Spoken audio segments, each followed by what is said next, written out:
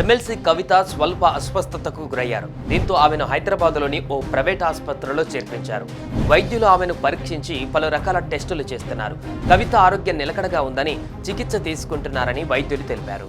వాస్తవానికి కవిత తిహార్ జైల్లో ఉన్న సమయంలో గైనిక్ సమస్యలతో బాధపడ్డారు. పైగా చాలాసార్లు ఆమెకు జ్వరం కూడా వచ్చింది. ఆ సమయంలో ఢిల్లీ ఎయిమ్స్లో ఆమె చికిత్స తీసుకున్నారు. బెయిల్పై విడుదలైన తర్వాత ఆమె హైదరాబాద్కు వచ్చారు.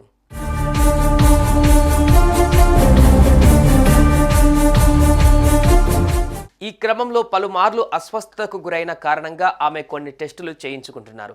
ఎలాంటి అనారోగ్య సమస్యలు ఉన్నా వైద్యం తీసుకునేందుకు టెస్టులు చేయిస్తున్నారు. అందుకు గాను ఉదయాన్నే ఆమె ఆసుపత్రికి చేరుకొని వైద్య పరీక్షలు చేయించుకున్నారు.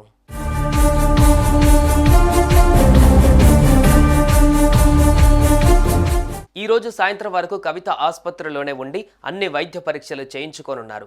ఏదైనా సమస్య ఉంటే రిపోర్టుల ఆధారంగా డాక్టర్లు ఆమెకు చికిత్స అందించనున్నారు. కాగా ప్రస్తుతానికి ఆమె ఆరోగ్యం నిలకడగానే ఉంది. తనకు తానే ఆసుపత్రిలోకి నడుచుకుంటూ వెళ్లారు కవిత.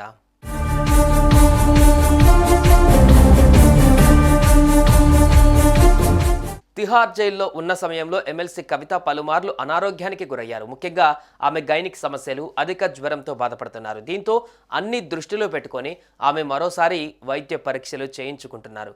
కానీ వీడియోలో చూస్తే మాత్రం కవిత చాలా వరకు బరువు తగ్గినట్లు కనిపించారు. జైల్లో ఉన్న సమయంలో కూడా ఆమె 11 కిలోలు తగ్గినట్లుగా వార్తలు వచ్చాయి.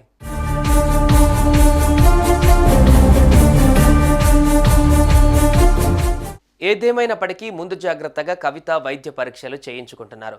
ఏదైనా సమస్య ఉంటే అందుకు ట్రీట్మెంట్ తీసుకోనున్నారు.